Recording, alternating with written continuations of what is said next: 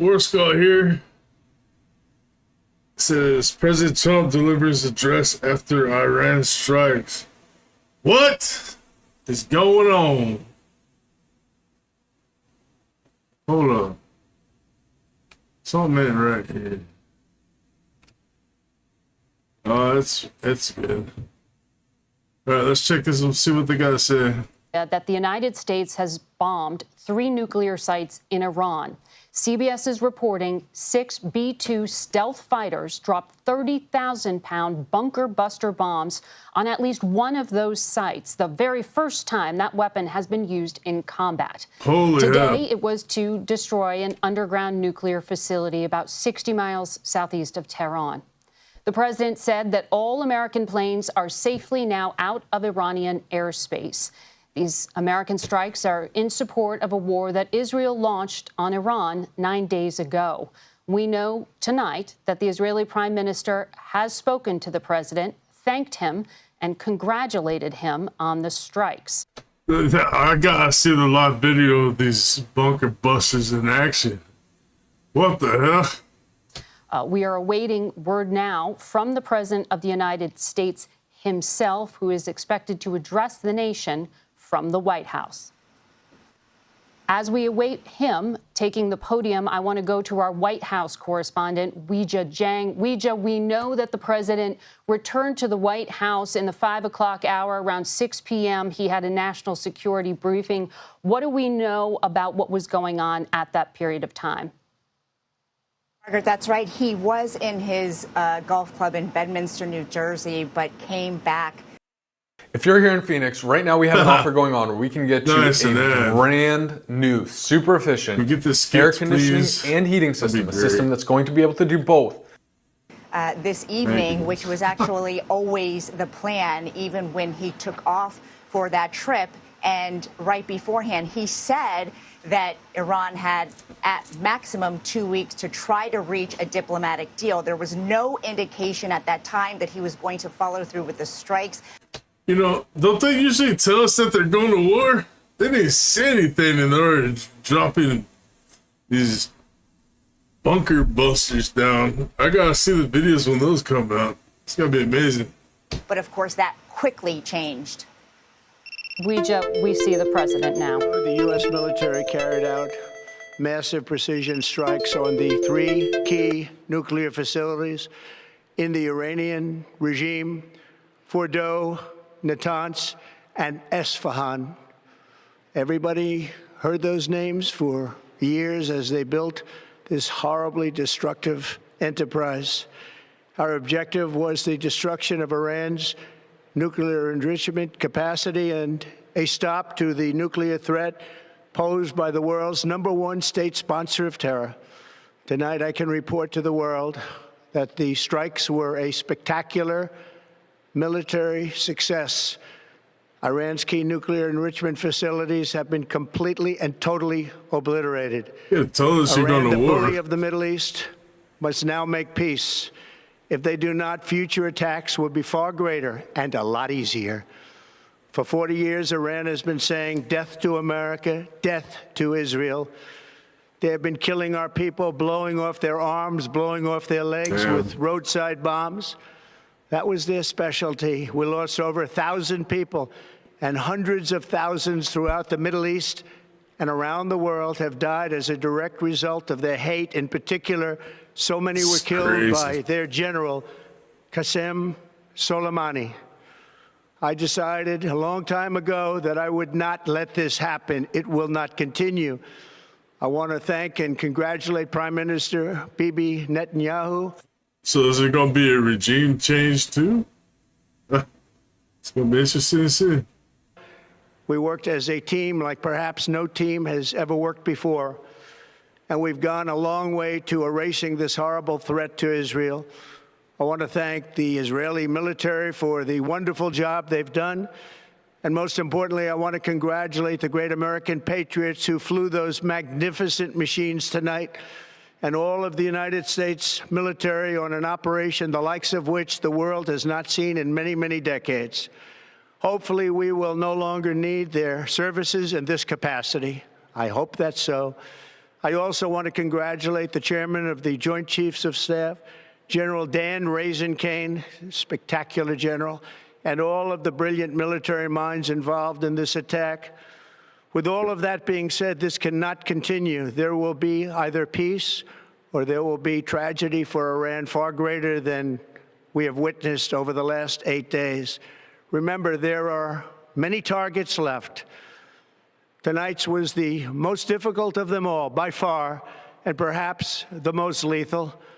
But if peace does not come quickly, we will go after those other targets with precision, speed, and skill. Yeah, if I find these buster bombs videos, we're going to be watching that. That's got to be crazy.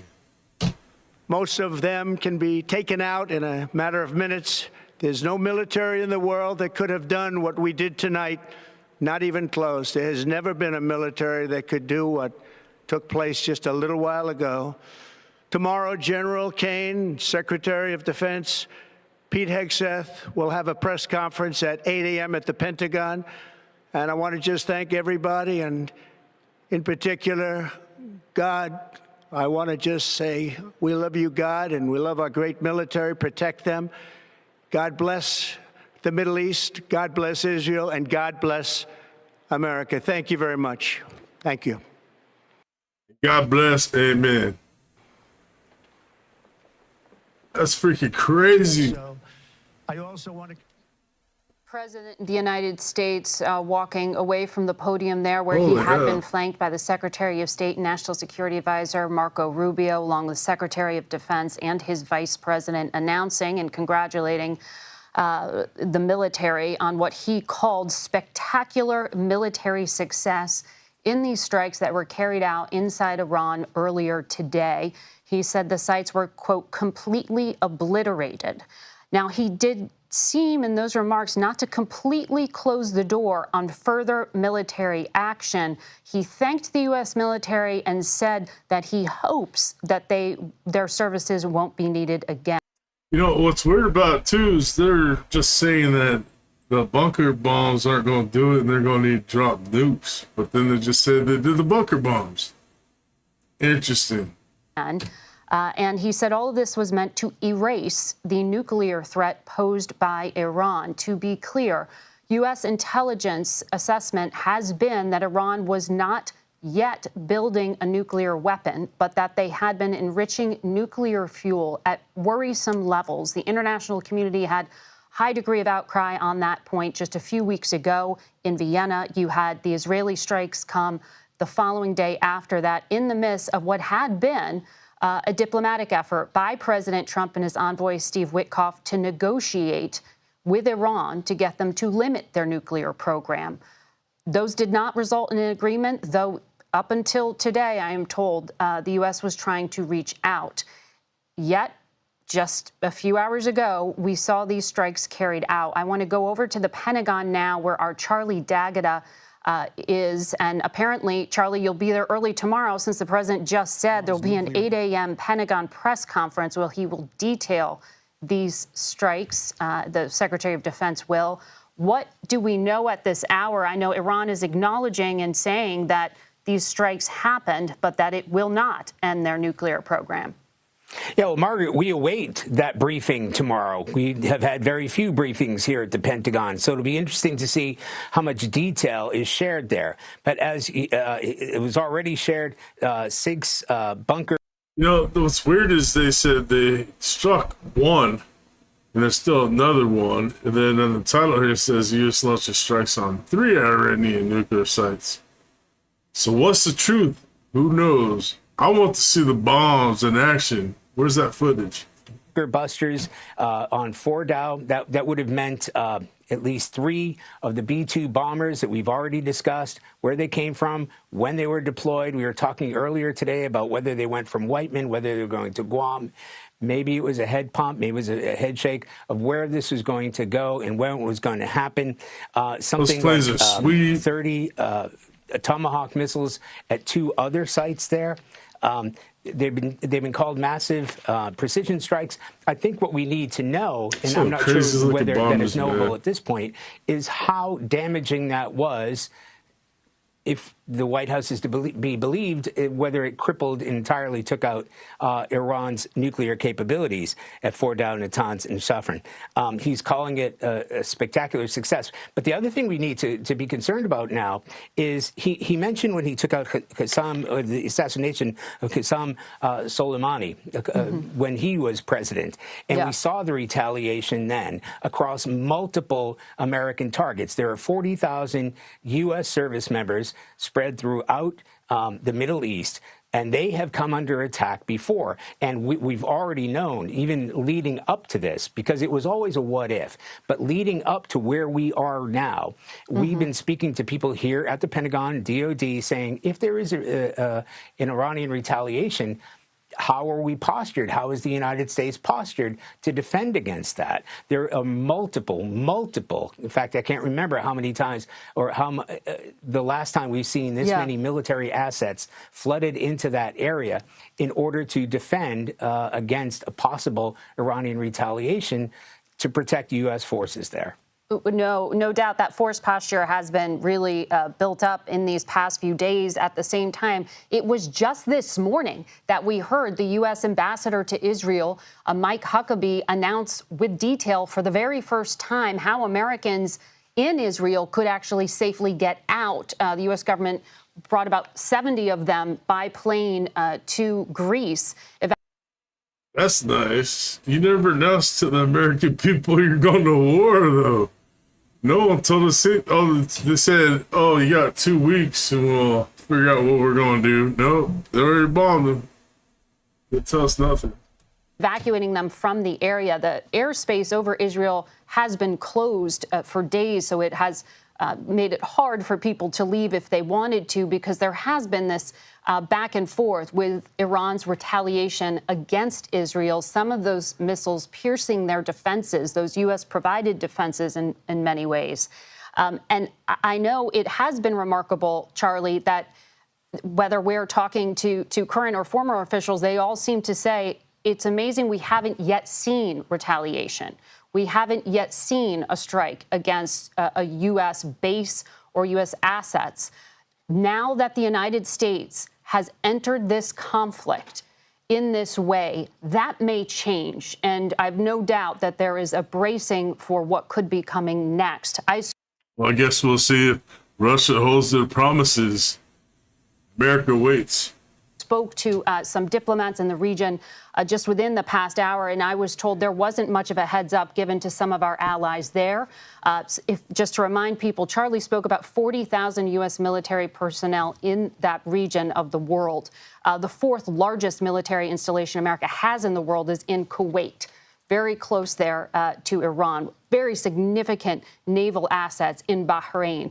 A lot of American families stationed there. So it's not just Israel, it is the surrounding Arab countries that the U.S. is allied with who are holding their breath tonight, wondering if hosting those American forces also makes them a target. So we are going to be watching all those bases that you see there on the screen, as well as some of the other American assets in the region.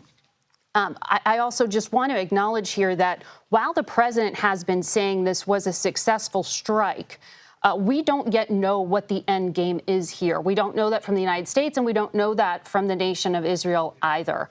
The goal was stated to be destruction of Iran's nuclear program. Tonight, you have out of Iran statements from their atomic agency saying that this national industry, as they refer to it, will not be stopped. That you can't kill knowledge.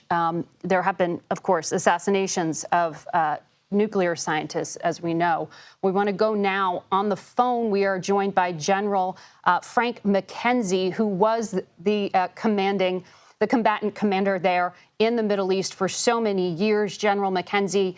Yeah, but one of the big question is there going to be a regime change, or they're just like, boom, bombed a couple of their nuclear sites and we're going to call it quits. Like, what are we doing here? And to my knowledge, China's, Russia's supporting them. But then now Russia is somehow mad at China. I don't know what's going on. This world's gone bad.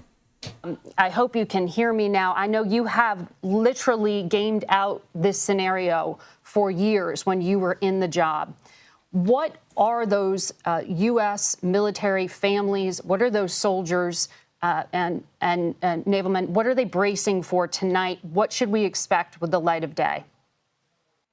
Previously owned by a small faction of about 800 people. Yay, another commercial. Now it's entirely yours. To be with you tonight. I've worked on this plan for 15 years. It looks like a successful strike. As you noted, we'll know more in the hours and days ahead how successful it actually was.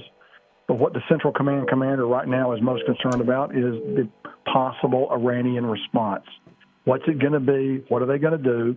And a lot of the thinking over the last few days, I'm sure, in the Department of Defense has been how to prepare for that inevitable Iranian response.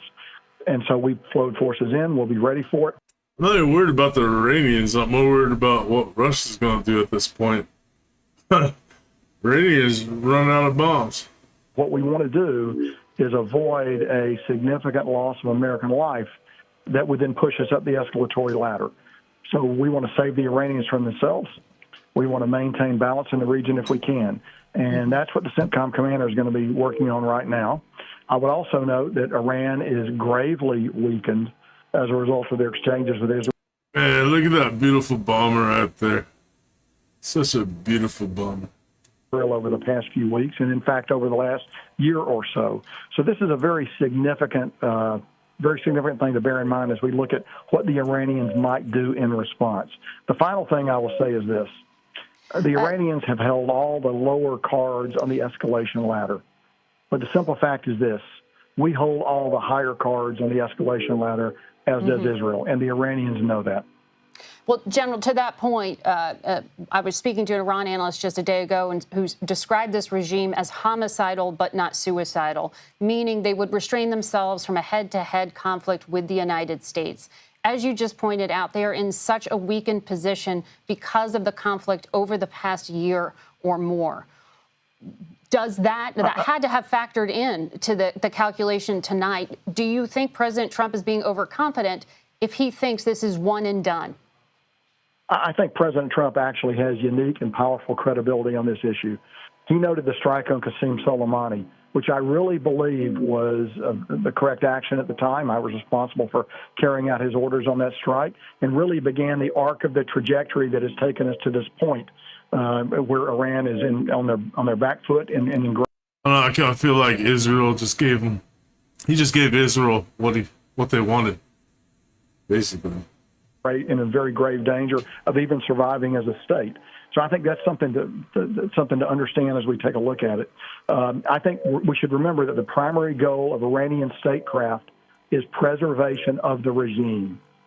At different times before, this regime has chosen to step back when faced with the possibility of regime destruction.